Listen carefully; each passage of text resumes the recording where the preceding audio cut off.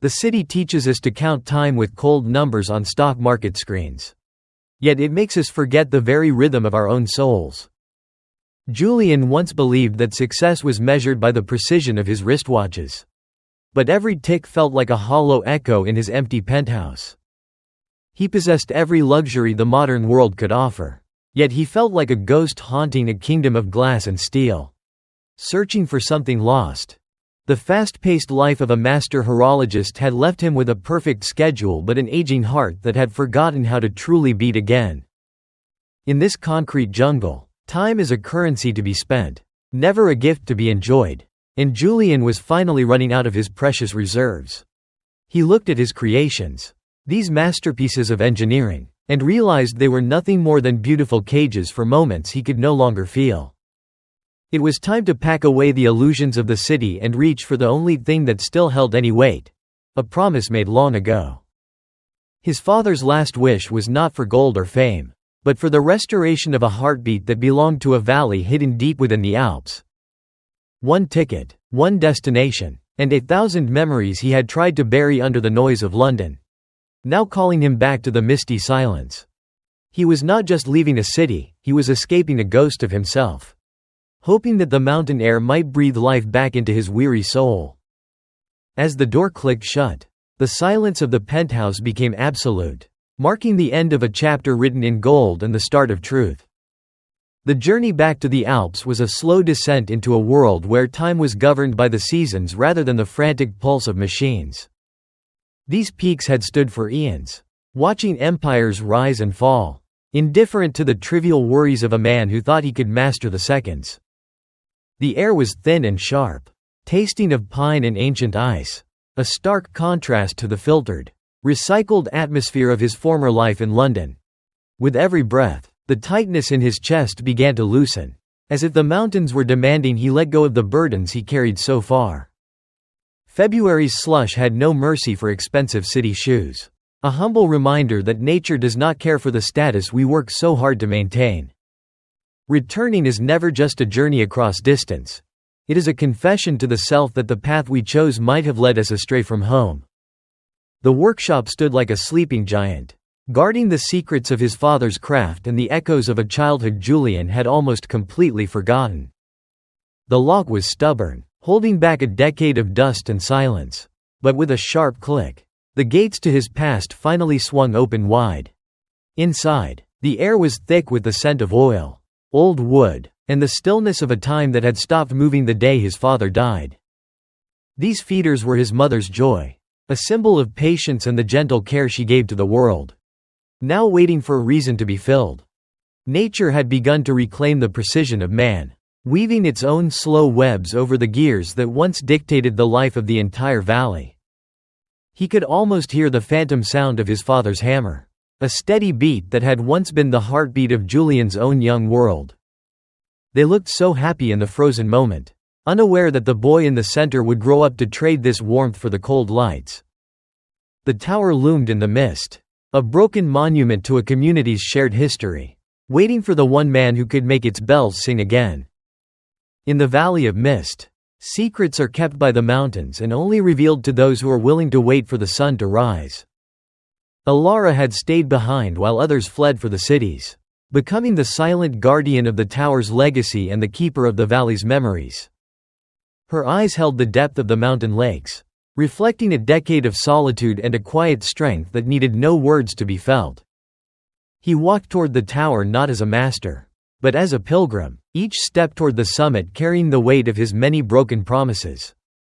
When their eyes met, time didn't stop, it simply revealed its scars, showing the distance that 10 years of silence had carved between two souls. The gears were like the people of the valley, waiting for a spark of hope to overcome the rust of neglect and the cold of winter.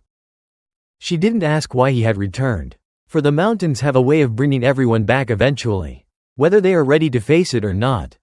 He remembered the boy who had promised the world to her, unaware that the world he sought would only lead him further away from her. She had stayed under the old pine tree, watching him leave, keeping her promise while he slowly forgot the sound of the wind and the needles. While he built towers of glass, she had been carefully gathering the fragments of a broken dream, protecting them from the biting frost of indifference. There are two kinds of care, one that builds skyscrapers, and one that nurtures the fragile remains of trust. Elara had chosen the harder path. From up here, the world seemed so simple. Yet the heart's complexities made the few feet between them feel like a chasm that could never be crossed. She had learned to live without him, and her silence was more powerful than any accusation he had prepared himself to hear upon his return. He saw the woman he had left behind and the life he had discarded. Realizing that his most expensive watches could never buy back a single second. The shadows grew long, reaching out like the fingers of the past, reminding everyone in the valley that some debts can only be paid with time. The wind sang a lonely song through the iron, a prelude to the difficult work ahead. As the master of time prepared to face his greatest challenge, he began the work of restoration, not with the arrogance of a famous craftsman, but with the humility of a man who needed to be forgiven. In the flickering light, the line between the present and the past began to blur, as if the tower itself were breathing with him again. Each tool was an extension of his will, a means to touch the heart of the machine and coax it back from the brink of eternal silence. She stood by him, a silent partner in the darkness, providing the light he needed to see the flaws he had once been too blind to notice. Precision was no longer about perfection, it was about respect. Every tiny movement was a word and a long overdue apology to the spirit of the valley. The cold of the tower was forgotten in the heat of his focus, as he poured his remaining strength into the soul of the mountain's clock. She saw the man she once knew emerging from the shell of the city stranger, his hands regaining the grace that had first captured her heart. The touch was electric, a brief connection that bridged a decade of distance, reminding them both that warmth still existed in the middle of winter. He stopped, the world around them suspended in a single heartbeat, as he realized that some things are more delicate and precious than any gear. In that silence, more was said than in all the letters he never wrote. It was the quiet sound of two hearts learning to sync again. As the machine came together, so did the scattered pieces of Julian's soul, finding their place in a grand design that finally made sense once more. He was fighting against the exhaustion of his body and the shadows of his mind, determined to finish the work his father had started so long ago. The fire was a small victory against the winter, a beacon of hope that mirrored the growing warmth between the two people working in its glow. The dance of the shadows was a promise of motion, a sign that the long sleep of the valley's heart was finally coming to an end tonight. With the final turn of the key, the tension was set. All that remained was for the first beat to reclaim the silence of the thung lung. The first tick was a thunderclap in the stillness, a single heartbeat that announced to the world that the time of waiting was finally over. The rumble was felt in the stones of the tower and the soles of their feet, a powerful symphony of engineering rising from the depths of history. One by one, the lights of the village flickered on, as if the clock were a sun that had finally decided to rise after a decade of night. The sound was a collective memory shared by the elders and a new wonder for the children, uniting the valley in a single, golden moment. The moon seemed to bless the return of the rhythm, casting its silver light upon the work of a man who had finally found his way home. The machine was no longer a collection of parts, it was a living thing, breathing the life of the valley back into the air with every turn.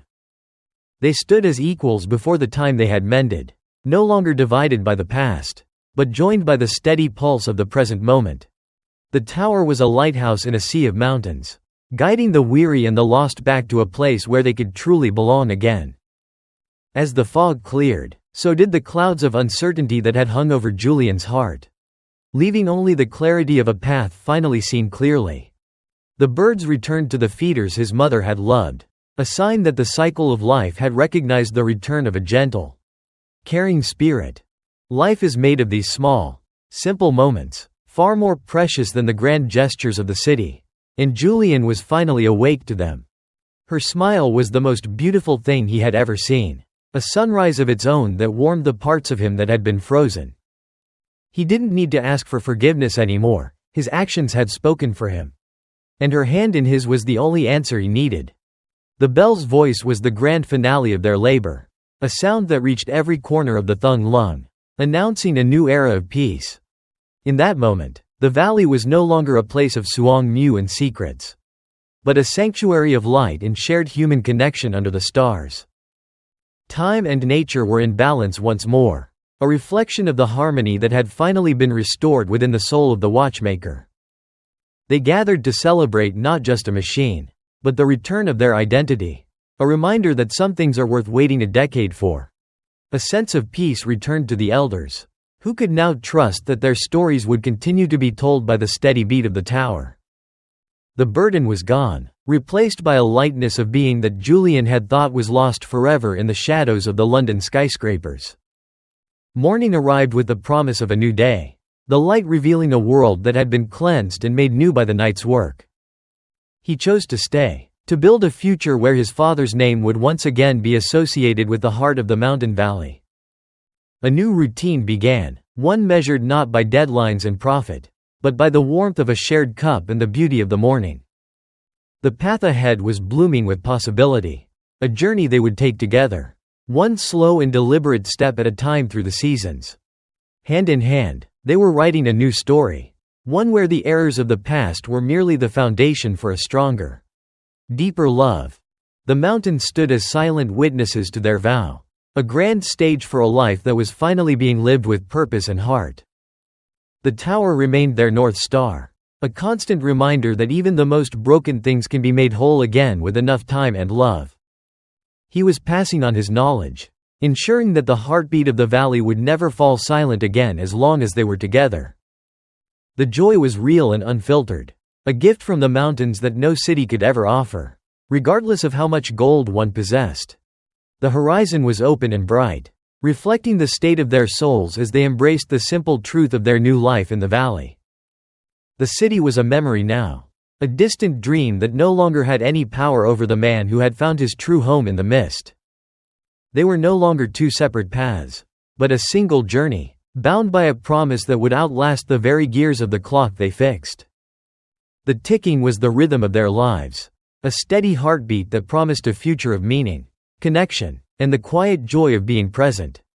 The symphony of time had finished its old, mournful chapter, only to begin a new melody of hope under the watchful eyes of the mountains. In the valley of Suang Mu, they found that time is not a master to be served, but a garden to be tended with love.